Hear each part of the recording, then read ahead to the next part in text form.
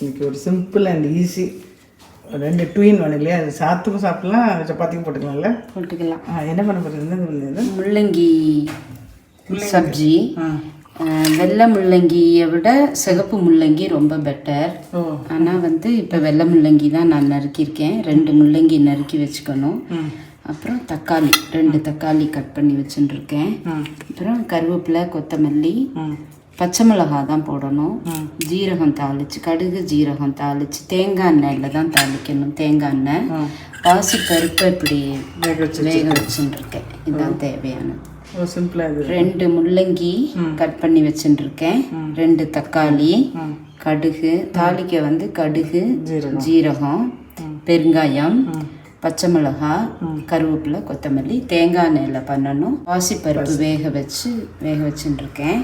இதுக்கு வந்து தேங்காய்லாம் அரைச்சி விட வேணாம். இது ரொம்ப சிம்பிள் அண்ட் ஹெல்த்தி.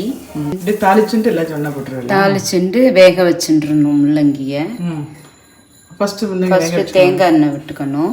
தேங்காய் எண்ணெய் விட்டால் தான் அந்த முள்ளங்கியோட அந்த வாசனை அடங்கி. கடுகு போட்டு கருவேப்பிலையை போட்டுருவேன். கொத்தமல்லியும் பெருங்காயமும் அப்புறம் முள்ளங்கி வெந்த பிறகு தான் போடணும். தேங்காய் எண்ணெய், கடுகு, ஜீரகம் போட்டு கருவேப்பிலை, பச்சை மிளகாய் போட்டு இதையை போட்டு இதை போட்டு கொஞ்சம் வேக வைக்கணும். தக்காளி அப்புறம் போடுவேன். தக்காளி அப்புறம் கொஞ்சம் வெந்த பிறகு தக்காளி போட்டுருக்கோம். சிகப்பு முள்ளங்கி இதெல்லாம் விட்டுருக்கேன். அது வேகணும் இல்லையா? முள்ளங்கி கொஞ்சம் பாதி வெந்த உடனே தக்காளி. நீங்கள் வாழைத்தண்டில் பண்ணதுதான் ரொம்ப எல்லாருக்கும் பிடிச்சிருந்து. 2-3 வருஷம் எடுத்து நம்ம பண்ணி 2 years ஆச்சு. இந்த வாழைத்தண்டு இன்றைக்கும் சொல்லிட்டு இருப்பா எல்லாரும், எங்கே போனாலும் சொல்லுவாள் மண்ணி பண்ண அந்த வாழைத்தண்டு கூட்டு சூப்பர் அப்படின்னு. அது 4-5 பண்ணியிருக்கீங்களே வாழைத்தண்டு. ரொம்ப வாழைப்பூ இது பண்ணோம், கூட்டு எள்ளு இதெல்லாம் போட்டு. அது இன்னும் சொல்லிட்டு இருப்பா எல்லாரும். நல்லா இருக்கு என்ன சமைப்பாங்க மண்ணி. இது வேகணுமா? அது ஆமாம், ஒரு 5 minutes வெந்துடும். நல்லா வந்துருக்குல்ல? நல்லா வெந்துருக்கு. இப்போ இந்த டிஷ்ஷுக்கு தேவையான உப்பு, பருப்பு வேக வச்ச பாசி பருப்பு. கப்பில் 1 கப்பு போட்டுருக்கு. ஆமாம், 1 கப்பு.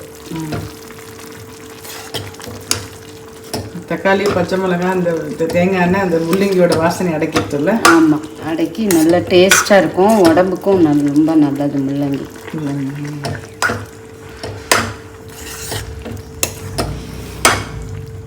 எல்லாம் ஒன்றா சேர்ந்து இப்போ பருப்பெல்லாம் ஒன்றா சேர்ந்த உடனே பெருங்காயம். பெருங்காயத்தை வந்து எண்ணெயில் போடாமல் இப்படி போட்டுருக்கோம். ஆமாம், எண்ணெய் வந்து சூடான எண்ணெயில் பெருங்காயம் போடக்கூடாது. ஒன்றா சேர்த்து வாசனை அதனால் ஒன்றா சேர்த்து முள்ளங்கி சப்ஜி ரெடி. சூப்பர். பாத்திரத்தில் மாற்றி வச்சேன். சூப்பர் முள்ளங்கி சப்ஜி. தேங்க்ஸ் பண்ணி, நல்லா இருந்தது. பார்க்கறதுக்கு சாப்பிட்டு பார்த்துருக்கேன், நல்லா இருக்கு. பார்க்கும்போதே சாப்பிடணும், அப்போ டேஸ்ட் ஜாஸ்தியாக இருக்குது.